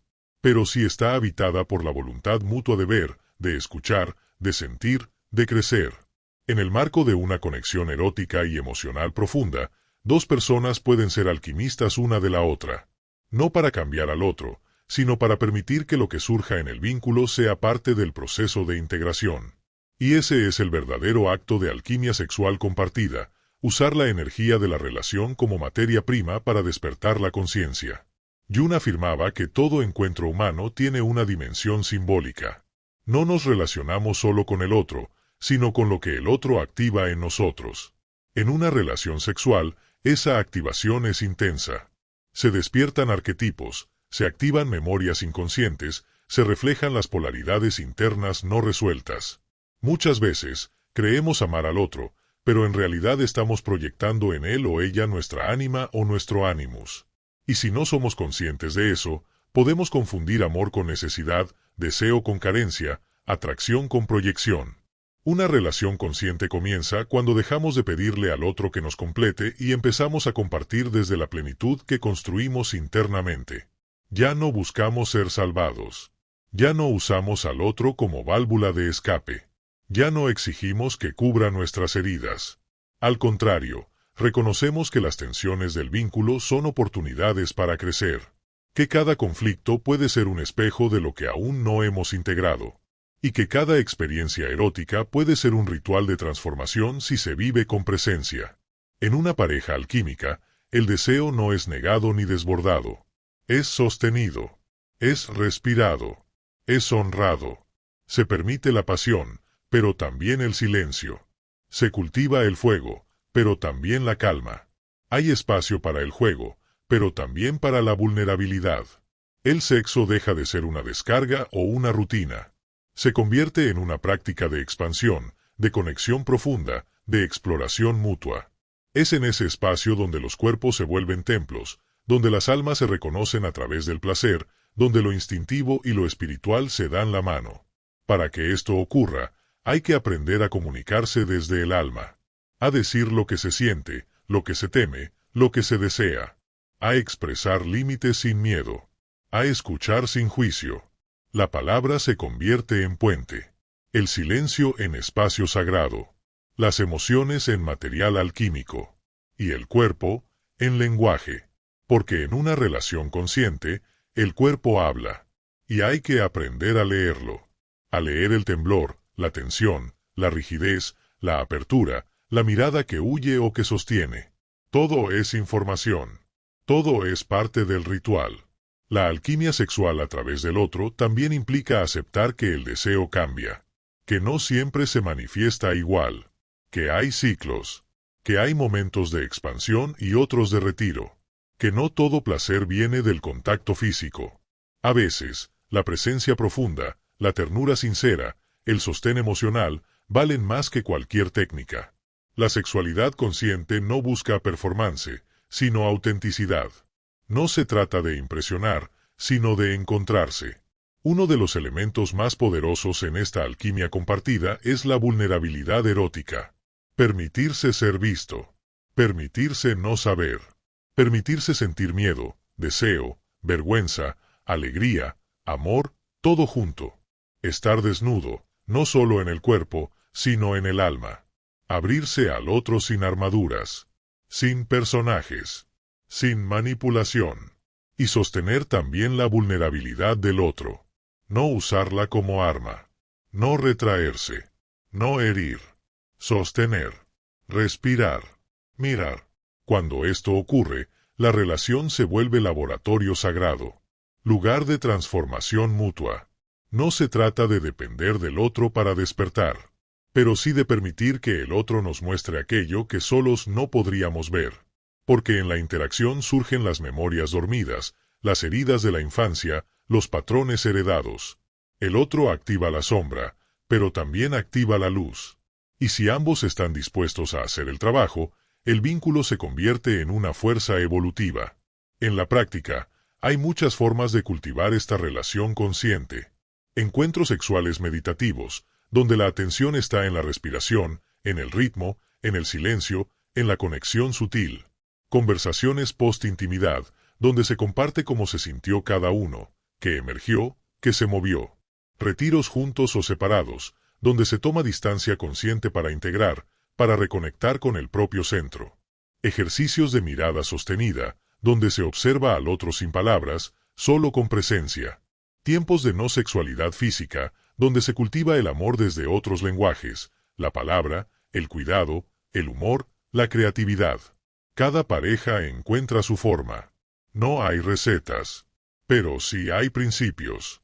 Y uno de ellos es la libertad consciente, no estar por costumbre, por miedo, por presión, por apego, sino por elección diaria. Elegirse sabiendo que uno puede irse, pero se queda. Elegirse no para poseer, sino para compartir. Elegirse no para salvar, sino para acompañar. Otra clave es la honestidad emocional y erótica. No ocultar lo que se siente. No mentirse sobre el deseo. No fingir lo que no vibra. Atreverse a decir no me siento conectado, me siento inseguro, me está pasando esto. Y también te deseo, te necesito, quiero explorar esto contigo. Porque el deseo se marchita con el silencio forzado, pero florece con la verdad. Jung hablaba del proceso de individuación como un camino hacia la totalidad. En una relación consciente, cada uno sigue siendo responsable de su proceso. No se espera que el otro lo resuelva todo, pero sí se le permite ser parte. Y cuando dos personas en proceso se encuentran, se da una alquimia rara. Cada uno se convierte en un espacio donde el otro puede ser más el mismo, no menos. Esta es la sexualidad consciente compartida. No perfecta, no siempre armónica, pero sí viva, presente, profunda, capaz de tocar el alma a través del cuerpo. de sanar la infancia a través de una caricia, de revelar la sombra a través de un rechazo, de transformar el deseo en canal de conciencia. Y cuando se vive así, no hace falta buscar afuera. No hace falta seguir deseando lo imposible. No hace falta cambiar de cuerpo, de nombre, de historia. Porque uno ha encontrado, por fin, un espacio donde el alma se siente en casa. Y entonces, el amor deja de ser tormenta, y se vuelve fuego lento, calor que acompaña, luz que guía, energía que transforma. Al final del camino alquímico, cuando el fuego ha hecho su trabajo, cuando lo denso ha sido depurado, cuando el alma ha atravesado sus sombras, sus pasiones y sus exilios, aparece algo que no se puede comprar ni fingir, el oro interno. Ese oro no es físico, no es un logro visible, no brilla hacia afuera, pero dentro lo transforma todo. Es una certeza silenciosa, una plenitud que no depende de nada ni de nadie, un gozo profundo que brota desde el centro mismo del ser, una trascendencia encarnada. En la alquimia antigua, el oro simbolizaba la perfección, la incorruptibilidad, lo eterno. No era solo un metal, era un estado del alma. En la alquimia sexual, ese oro se alcanza cuando el deseo ya no nos arrastra, cuando el placer ya no nos posee, cuando el cuerpo ya no es una cárcel ni una obsesión, sino un canal. Una morada luminosa donde el alma habita con conciencia. Carl Jung no hablaba del oro como un estado final o estático. Lo entendía como un símbolo del self, esa totalidad profunda que integra todas las partes del ser, incluso las que hemos rechazado. El oro no es pureza sin mancha. Es unidad con todo. Es la capacidad de amar la luz y también la sombra, de honrar el deseo y también el silencio, de estar en la carne, sin olvidar el alma. Cuando el fuego sexual ha sido transmutado, cuando el cuerpo ha sido honrado, cuando el alma ha sido escuchada, lo que queda es un tipo de presencia que no se puede explicar fácilmente. Es un estado donde la energía fluye sin tensión, donde ya no hay prisa, donde el contacto íntimo no necesita demostrar nada, donde el amor deja de ser drama y se convierte en devoción. Ese oro se manifiesta en pequeños gestos, en la paz con la que uno se toca, en la ternura con la que uno se acoge, en la honestidad con la que uno mira sus propios deseos.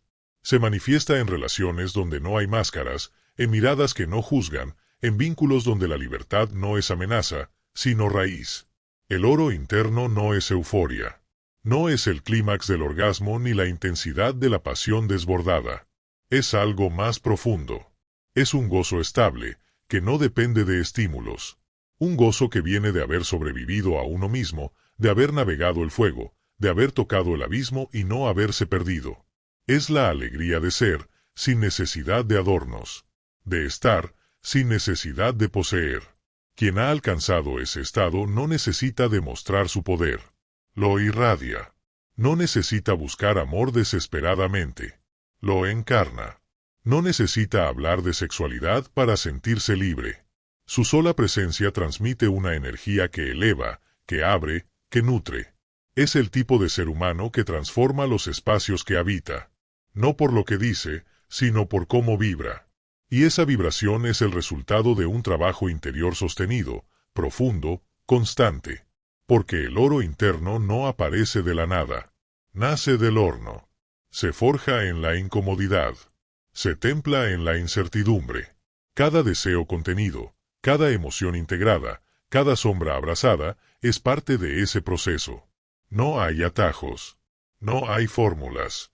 Pero sí hay un camino. Un camino que empieza cuando decidimos dejar de huir de nosotros mismos. En la alquimia sexual, ese camino pasa por todos los planos: físico, emocional, mental, espiritual. No hay uno más importante que otro. Todos se necesitan. El cuerpo debe ser habitado. El corazón, abierto. La mente, observada. El alma, honrada. Solo así la energía sexual, esa fuerza inmensa que nos habita, puede encontrar su cauce, su propósito, su forma más elevada. Cuando llegamos al oro interno, también descubrimos algo inesperado, que el otro ya no es una necesidad. Es una elección. Ya no buscamos relaciones para completar lo que nos falta. Compartimos desde lo que ya somos. El amor se vuelve generoso, abierto, creativo. El sexo se vuelve arte. El vínculo, un templo. No hay más guerra entre deseo y conciencia. Porque el deseo ahora es conciencia. Porque el placer ahora es presencia. Porque el amor ahora es libertad. Este estado no es permanente. Hay días de duda, de cansancio, de nostalgia. Pero el oro no desaparece. Permanece como fondo, como raíz, como refugio. Es el punto al que siempre podemos volver cuando nos perdemos. Es la memoria viva de lo que hemos integrado. Y desde ahí, todo cambia. El cuerpo cambia, ya no es campo de batalla, sino instrumento sagrado. El deseo cambia, ya no es fuego que arde, sino calor que guía. La sexualidad cambia, ya no es solo un acto, sino una forma de estar en el mundo. El amor cambia, ya no es necesidad, sino expresión. La espiritualidad cambia, ya no es evasión, sino encarnación. Porque el oro interno une lo que antes estaba separado. Une el sexo y el alma, el instinto y el espíritu, lo humano y lo divino. Y eso, en esencia, es la gran obra, el magnum opus, la meta oculta de toda búsqueda. Jung decía que el encuentro con el self es una experiencia luminosa, algo que trasciende la razón, que toca lo sagrado, que nos conecta con el misterio. El oro interno es exactamente eso. Es descubrir que dentro de uno habita un fuego que no consume, una luz que no ciega, una voz que no grita, pero que guía con firmeza. Es el sí más profundo a la vida, a esta vida, con todo lo que trae, con deseo, con miedo, con pasión, con vacío, con entrega, con incertidumbre. Llegar a ese punto no significa que todo esté resuelto. Significa que ya no necesitas tenerlo todo resuelto para estar en paz. Que puedes amar sin garantías, entregarte sin perderte, sentir sin huir, desear sin temer, crear sin necesitar permiso, ser sin pedir perdón. Y entonces, el mundo ya no te atrapa. Ni el cuerpo, ni el otro, ni el pasado, porque estás completo, porque has recordado, porque has vuelto al origen. Y el origen no está en el cielo, está aquí, en ti, en tu cuerpo, en tu alma, en tu deseo que ha aprendido a arder sin destruir, en tu corazón que ha aprendido a abrirse sin romperse. Ese es el oro, y no se lo lleva nadie. Ni la vejez, ni la pérdida, ni la muerte, porque es tuyo, porque lo has cultivado, porque lo has merecido, porque lo has elegido, y desde ahí puedes volver al mundo, amar, gozar, tocar, crear, no para buscarte, sino para ofrecerte, no para llenar un vacío, sino para desbordar tu plenitud, no para mendigar amor, sino para recordarle a otros que también ellos llevan dentro una chispa sagrada esperando ser encendida. Ese es el mayor regalo de la alquimia sexual, convertir el deseo en revelación, el cuerpo en altar, el vínculo en portal, y la vida en arte.